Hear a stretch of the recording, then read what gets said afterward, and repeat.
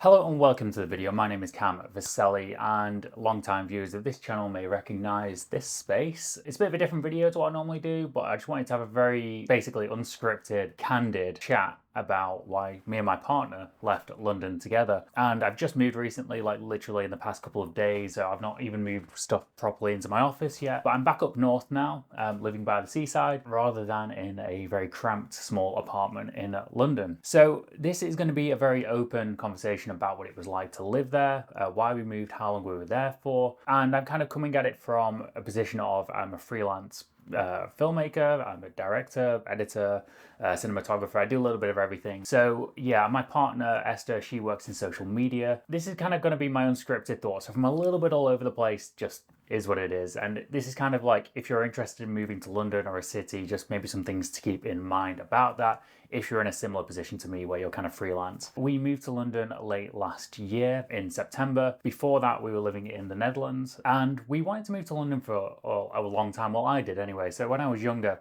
I ran an agency in London, and I was kind of thinking about moving there anyway. I was about to move, and I kind of dropped out of that last minute. And essentially, I've wanted to live in London for a long time. You hear big things about London in terms of, so much is going on there.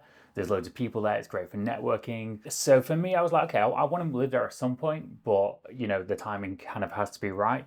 And at the back end of last year, we were moving out of the Netherlands. My apartment there was other people living in there. I was like, well, now's the time. Let's go to London and just go and experience it and see what happens. The film industry during 2023 I'd say it was a little bit quiet. Across the board for everyone. So I thought, okay, well, let's go to London. Things are probably going to pick up in 2024 and just kind of get networking, as people always say. Being from the north, I find that a lot of people are very friendly and they've got time for you. You can book appointments in with people, you can go for meetings, go for coffees, whatever. It's a smaller industry up here, just in my experience.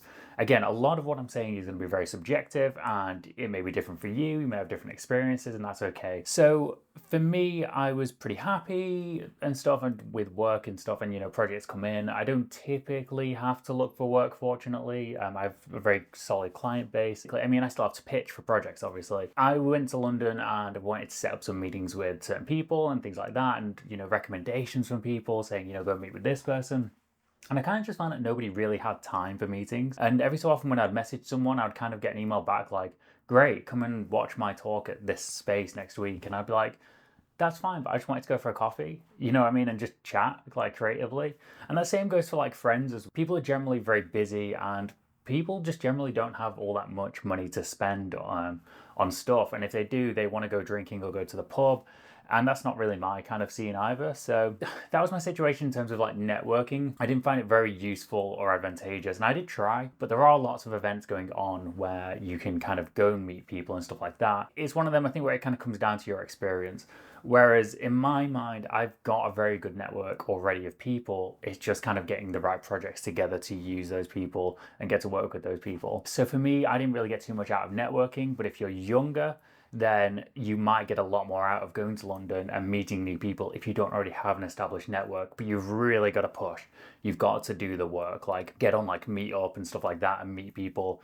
And this kind of ties back into my days at university, which I see a lot of people with these videos which are like, fuck film school. I had a video of my notes ready to go years ago with the same title because I didn't really have a great experience at film school. And not to directly start talking about that, but I think what you'll find is the people who are doing it, and the people that want to do it are doing it. And there's a lot of fluffing about, especially in London. There's a lot of people talking about doing it, or they're working on the script, they're working on this or that, and they've not finished it, or they've not got any production experience. For me, I think when you're just doing the thing, you're making the projects, you're working, you're emailing those little businesses to do those jobs, or you're working on the big commercial shoots, you're naturally building that network, and because you are producing content and people want to be involved and a part of that. So for me, that's my advice for people most of the time is, how do I get started? I'm like, pick up your camera and just get going, start shooting, because people want to get involved. So that's kind of how I would approach networking. It's very very specific, and I'm always happy to speak to people. So, if you've got any questions or comments or you need some advice, drop me a message and I'll try and get back to you there. But yeah, if you're finding this video useful, you find it useful, please be sure to hit like and subscribe as well. I'd really appreciate it. Again, not my usual video, but a kind of video, but I figured I wanted to chat about it anyway. So now that we've covered networking, I kind of want to talk about quality of life. Now, we were living in Peckham. It's a very busy, very noisy area, lots going on, lots of vibrancy, loads of filmmakers in Peckham as well. I went to a couple of events with meetups, but again, didn't really find I got too much out of it, to be honest. Even like actively networking hard, like getting people's emails address and chatting and stuff like that. Good talented people there, but at the end of the day, we all just want to work on projects. So when you've got a project ready to go, that's probably try and push networking a little bit more. Yeah, quality of life in London is, we were living in the Netherlands before that, and we had a lovely area, beautiful parks and stuff like that, and same up north really. In London, it's very busy, very noisy, very expensive. Our rent was kind of crazy, even though we didn't have a very nice apartment at all. And we don't like live beyond our means, I would say. So it was the first time I was really feeling that crunch in a long time of like, oh, I guess I gotta work this month to to pay the rent, right? And for me, and in this industry, you can't just force a job into existence. Sometimes you have to kind of wait, and the timing has to be right, and jobs sometimes take a long time to come off, and there's a lot of pre-production involved. And as a director, generally you will get paid a flat fee. So you're doing a lot of pre-production and stuff like that. You go into production, and sometimes projects will just fall through. You'll do your pitching, pitch, and the job just doesn't, you don't win the job. So as a director, it's quite tricky living there and definitely managing that stress more than I've had to in the past of, there's no work this month, or this job's just fallen through. Bundle that in with the fact that a lot of people aren't really networking or wanting to go for coffees or beers or whatever. So you end up feeling a little bit isolated in such a busy place. I felt quite isolated anyway. And working from home in a space which I just didn't like. It was a weird one. For me at the moment, what I'm doing is I'm still doing commercial content and stuff like that. I'm doing a little bit of YouTube, but I'm also working on script development and a lot of Unreal Engine stuff. So kind of like a lot of development stuff. When you're in those spaces, it's just kind of tricky to just kind of sit down and do the work. When you wake up and your desk is like there, I would always recommend to people to get a place where their workspace is separate to their bedroom. It's tricky, and the quality of life, everything's expensive, everything's overpriced. And me and my partner Esther, we kind of discuss what we enjoy doing. And you'll always hear about, there's so much going on in London, there's shows, there's this, there's that. And I would argue that everything's so overpriced now that a lot of the stuff just isn't worth it. For me anyway. There's some amazing food places, and we love that element of London. But at the end of the day, we kind of broke it down and we were like, well, we enjoy going for nice walks, and we enjoy being by the seaside, and we enjoy having extra money to go and travel. And they were three things which you just don't really get in London. There are lovely walks and stuff, but you're always bombarded by noise everywhere. So that's very much personal preference. Now, if you're younger, in your early 20s, it's a great experience, especially if you can land a job somewhere, maybe at a marketing agency or a hotel group or something like that, where you can kind of produce content, do something creative, and still experience the city without crunching too hard, both work-wise and financially. The thing is,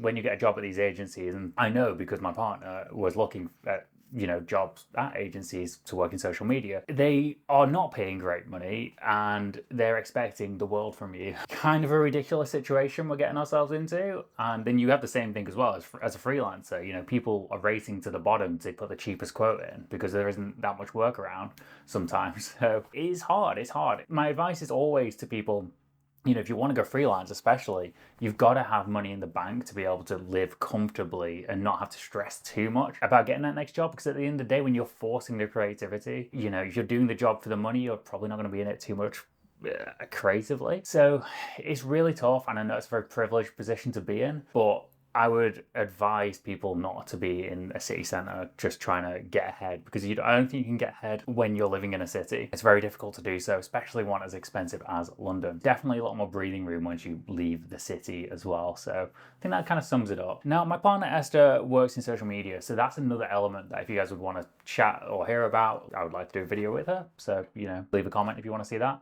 I think what it really comes down to is where you're currently at, and sometimes I think it pays to be a big fish in a small pond, because you can earn more money probably, you're probably not living to make rent, and you've got the money there to perhaps, fund your own projects, your own creative endeavors and whatnot. So you're not waiting on other people to let you and give you permission to make the things. When I moved up north, it was like, well, let's, you know, build up some extra money and maybe like next year I can fund my own projects and just have a better quality of life while I do that as well. For me, I built up a very strong network in the northwest of England and also down south, but I love visiting London. That was one of those things that afterwards I was like, oh, I actually love London when I'm visiting for a weekend or a few days on a job. It's lovely. But to live there, it's just a whole other thing, in my opinion. And I just don't think it's worth it unless you've got plenty of money, especially now after COVID, rent prices went up and the quality of some of the apartments just aren't good enough for, you know, a reasonable salary. Yeah, and also if you are going to move to London, definitely check out the area you're going to move to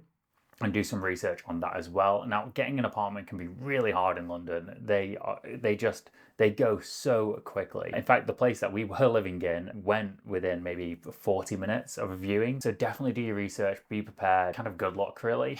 You want to do that? But yeah, no, I'm currently living in the northwest again, back up north by the coast in my apartment here, and we'll see how it goes. I don't know how long we'll stay here for, but I'm glad to be out and just being able to work comfortably again on creative projects, and you know, we'll see what happens soon. So I think that pretty much finishes up this video. Thank you very much for watching. My name is Vaselli. Find my social links and stuff in the description below. And if you've got any questions, drop me a comment, drop me a message on Instagram. And if you enjoyed this video, please be sure to like and subscribe. If you want more detail, you want more info, I can do another video maybe with Esther as well. But let me know if you want to see that.